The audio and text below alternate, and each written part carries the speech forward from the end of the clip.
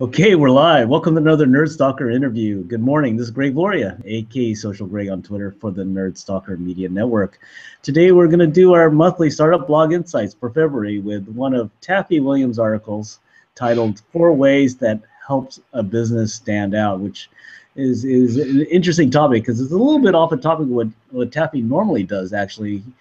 He talks a little bit about promotion, but he talks more about business structure and how to run your business. So, but I mean, of course, there's another way of running your business, but another way of thinking. But anyway, Taffy Williams, entrepreneur and co-founder of and CEO of Colonial TDC, will be discussing in depth some of these themes in this article. So, good morning, Taffy, and welcome to another Startup Blog Insights for February, live from North Carolina, right? Hi, Greg. How are you doing? I know you had to get up early for this one.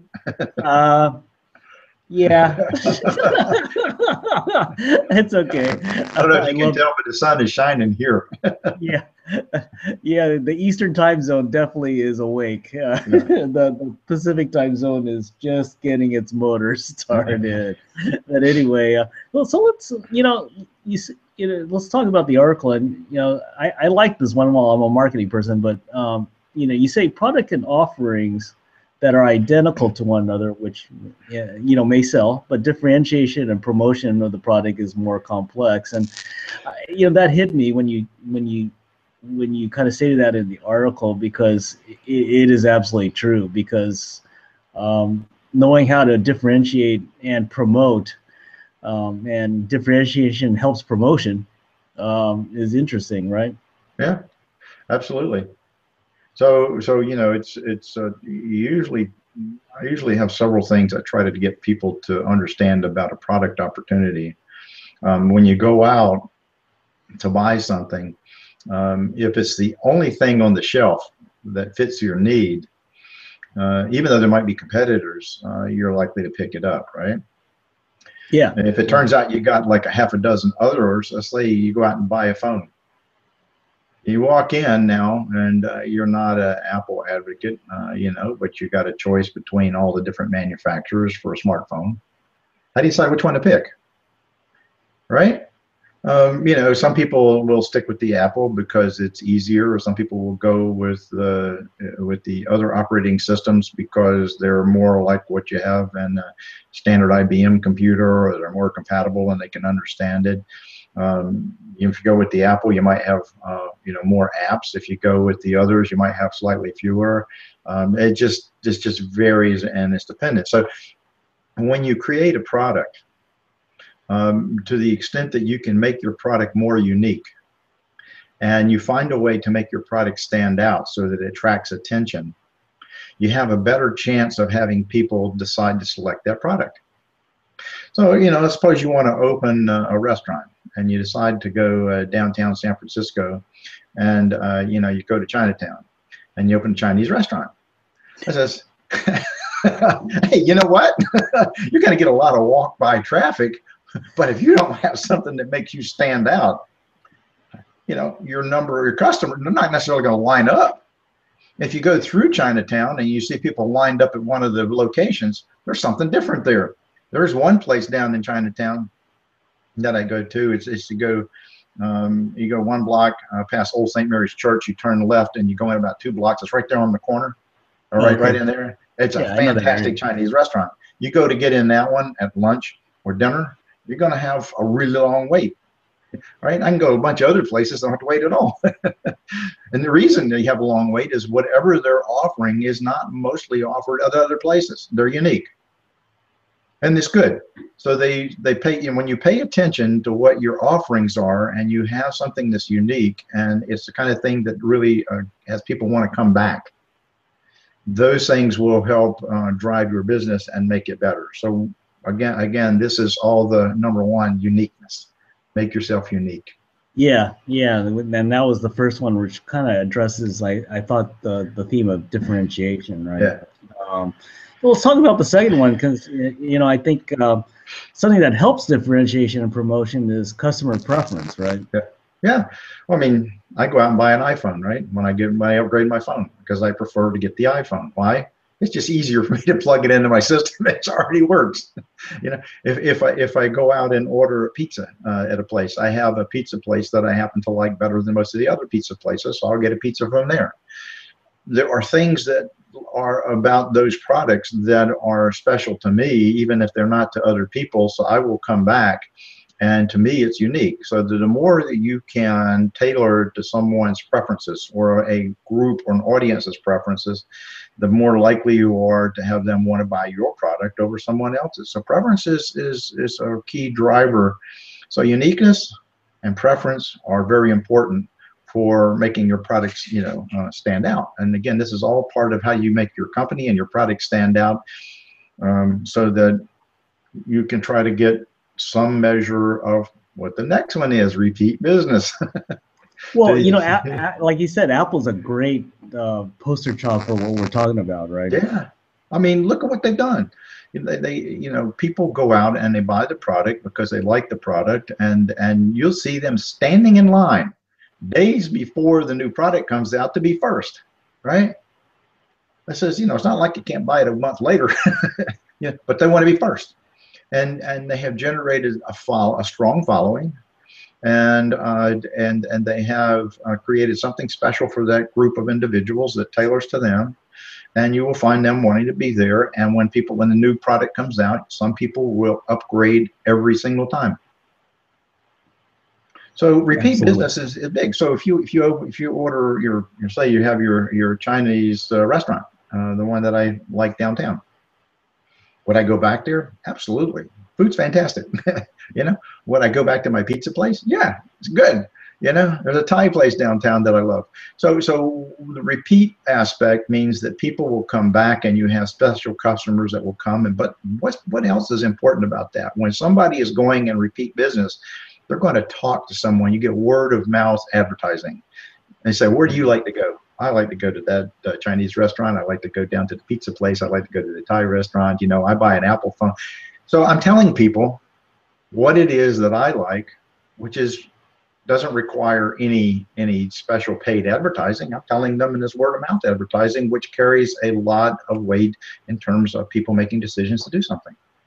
And like you pointed out in the article, repeat business is also good for the bottom line, right? Because you need certain amount of sales coming through your business, that is not a bubble but a constant flow, right? Yeah. Well, look at repeat business is very important. Chipotle was doing fantastic until they ended up having problems, right? Right. And now I don't know what the repeat business is like and how much of an issue it is. You have to make sure that you maintain a standard that is so top level that people will always come back. When you have a glitch like Chipotle did, it hurt their bottom line, no question. I haven't been back to Chipotle in several months now. It's like I'm afraid to go in. How many people are like that? I'm not going there, that kind of stuff. So, all you need is one bad episode, and then other people hear about it because of word of mouth. And so you really got to stay on top of your product. You got to stay on top of the quality of the product. You want to make sure that you meet your standards so that people always like it. They always come back, and they always talk positively about it. Yeah, no, totally. And the last one, which, I was a product manager, and I was measured on gross margin, actually. Yeah. So that means the pricing and the cost kind of had to be reasonably in line, but they were kind of related for me to get the gross margin that I want. But you talk a little bit about premium pricing, so can you elaborate on that a little bit? Absolutely, and this happens in the pharmaceutical industry a lot. If I create a product that is a one of a kind, I'm first on the market, solves a very major problem where customers must come back. If you notice all these points here, let's say I have a disease that's like Alzheimer's, or I have a disease like some type of inflammation, GI problem, it might be joint problems, and I have a drug that treats it, and it's a superior level drug, and it solves a lot of other issues, and there's nothing to compete with it. And I'm actually keeping the patient from having further complications so that they are decreasing the amount of money they spend for medical care, I can now have a justification for requiring people pay more for my drug. Right. So I got a patent. You can't infringe. I have a high quality product that treats something that is there. The customers have to prefer it because there's nothing out there for them, right? It's a one of a kind, it's unique. They have to come back because most of the time for some of these disorders, they don't cure the disease, they only treat it. So you get repeat business. And then because of all of that and the benefit that I can provide, there's a potential for premium pricing. So if I can increase the pricing and, then all of a sudden my margins are fantastic. I have a certain period of time before generics can enter the market. So I can generate a very large cash flow that is very good to my bottom line. Now, this is unlike what Turing Pharmaceuticals in New York did, right? Turing does something that I understand what they're doing. And I'm not in favor of doing it that way. That was a bit much. But there's been a lot of consolidation within the generics industry. And because of the consolidation in the generic industry, and there was just somebody talking about that on the news this morning, there's less competition.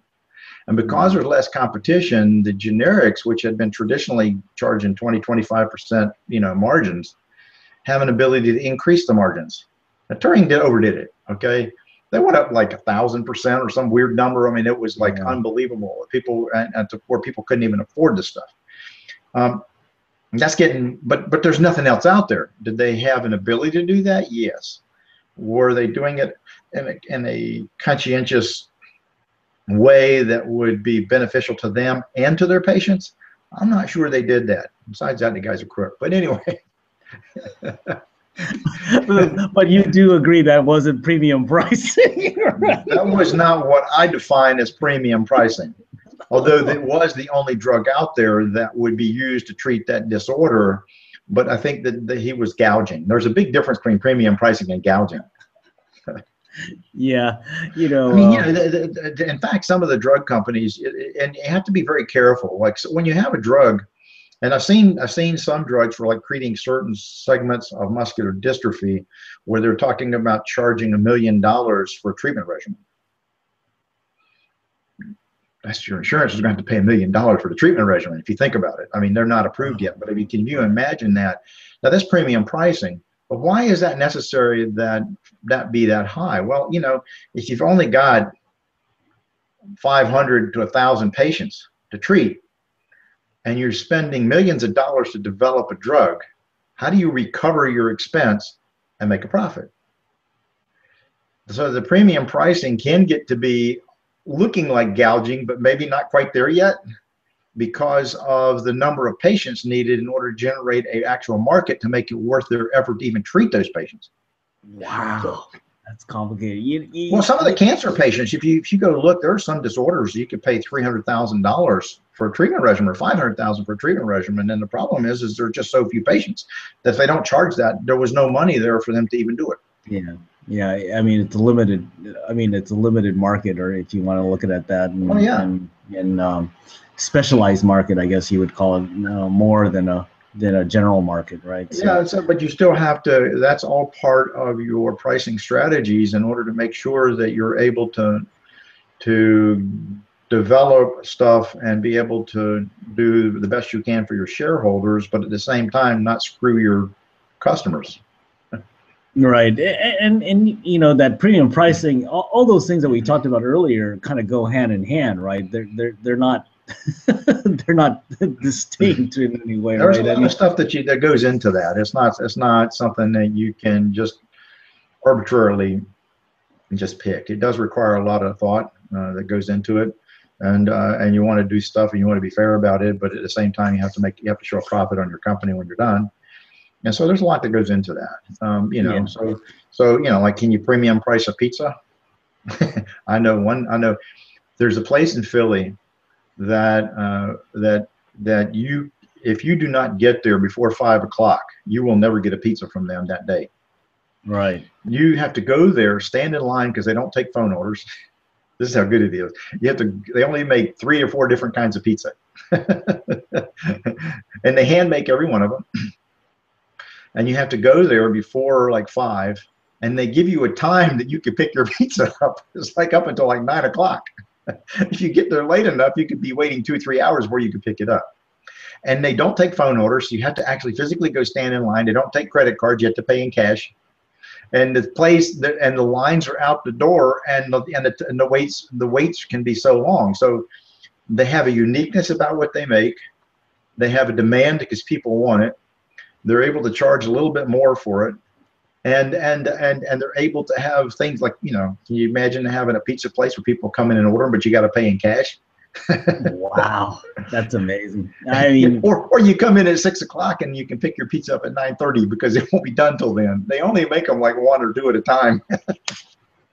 so I guess big brands do a great job at it's like Apple, like we were talking about on all the points that you're talking about. Uniqueness, repeat customers, pricing, customer preference, all that stuff. But this is something that any business at any scale could do, right? And really, we're pointing out towards startups, right? This can be done, and you essentially, if you're going to start a company and you're going to launch a product, and I've had people come out and tell me how they're going to launch their product, and it says that's the same as somebody else's guy. How are you going to compete? As a startup, you really need to put your time and energy into figuring out what it is that's going to make your product unique. Otherwise, you're going to be launching into a market where you have heavy competition. Yeah. So I got one company that I had been involved in the past, and they had had a therapeutic that they were, I'm not going to mention too much about it, but they had a therapeutic, and then they recently put out a press release saying that they were dropping one of the arms in the study, because the way they designed the study was to meet a demand, because one of the products that was currently frontline therapy wasn't available extensively. And because it wasn't available, they thought they'd be able to fit into that niche, and they designed this. Well, it takes quite a while to go through and develop a product. Yeah. All of a sudden, they decided to drop that arm in the study because the people making the product upscaled their amount of production, and now there's no longer a market. This comes down to planning in advance. It says, okay, you don't think somebody's going to figure out they got to make more drug if they can't meet demand? I says, why would you have introduced an arm doing that? They had to change their clinical trials 3 or 4 times because of changes in the market. But if you don't plan in advance for what the market is going to be, by the time you get there, by the time you launch your product, you may be just like everybody else. Well, you bring a very good point here. Is actually paying attention to the market, because there are going to be changes in the market that you have to adjust for, that adjust each one of these parameters we talked about today. Absolutely, right? It's dynamic. It doesn't stay stagnant. I mean, what model iPhone are you using? If you got a Galaxy, what model are you using? You could go back and sell the original form of the Galaxy or the original form. Hell, nobody would buy it. You have to be prepared, and to the extent that you can be aware of what your competition is going to do, the better you are able to, to be prepared for that. If you can go into a market where there is no competition, that's your absolute best, as long as there's enough of a marketplace to launch. When you're going to have competition, you have to have things that make you stand out. Right. Like opening up a restaurant that has no, you had a story about a restaurant or something about that. I remember in one of our conversations that would open up in an area that didn't even understand what the food was or something. I forget what the story was, but I mean, that's a great example, right? Of some, opening up something that the market isn't even taking. Right. I live in the South. People here live off of greens and grits and fried foods, right? So you want to open a restaurant around here that serves fresh fish, and other kinds of stuff. The people that come into that restaurant may be more limited than those that are used to the Southern cooking. Right. It says, do you know what okra? You know how to fix okra? Have you ever eaten okra? Oh yeah. Yeah. Okay. Have you ever had fried okra? Around here, that's a staple. Where you are, people won't even touch it. If you don't know what your market wants and you can't deliver it, or if you decide to open up a high-end restaurant in an area where people aren't, are used to paying, like $5 for a meal. You want them to pay $50 for a meal? Right. He says, you know, okay, you're going to cater to a very unique crowd. You better hope enough of that crowd's around that wants to come to your restaurant. That's funny. Well, we'll close off the day there because I know it's getting past your work schedule here. Busy man, Taffy. But thanks a lot for sharing your insights on this whole thing about promotion and pricing and preference and uniqueness. I think I really appreciate everything that I always listen to you and learn from. So how can listeners get a hold of you and get more information about what you do with startups? Yeah, there's a couple of things. Number one, I have a blog called Startup Blog. You can get access to the links to these by either going to colonialtdc.com, like in the lower corner of your screen. See what it says, colonialtdc.com. I hope it does. And then you also can try Think Agile Book. Put the word book in there, thinkagilebook.com. And that is the book website for for Think Agile, how savvy entrepreneurs adapt in order to succeed. But each one of those will have links to other places, like my Twitter feed, my blog site, those types of things. So you should be able to track through any of those and be able to get hold of me. Well, thank you again. I really appreciate your time and good luck on the day there. Anyway, that was Taffy Williams, friend of the Nerd Stalker audience and the startup professional and entrepreneur and leader of Colonial TDC. So Startup Blog is where he writes his personal thoughts as well as shares his personal photography with you all. But one day, and hopefully the not too distant future, I'll do an on-site interview with Greg when he finally gets around to setting up an on-site interview. Yeah, I know. A lot of opportunities. He is giving me a lot of opportunities. I just not have bitten on that hook yet, but we'll get there. All right. But yeah, I appreciate that. Well, thanks for joining us, everyone. This is Greg Gloria, aka Social Greg on Twitter for the Nerd Stalker Media Network, where we believe in tech, startups, design, and you. Thanks for joining us, everyone, and be careful out there. Hey, thanks again. Bye-bye. Have a great day.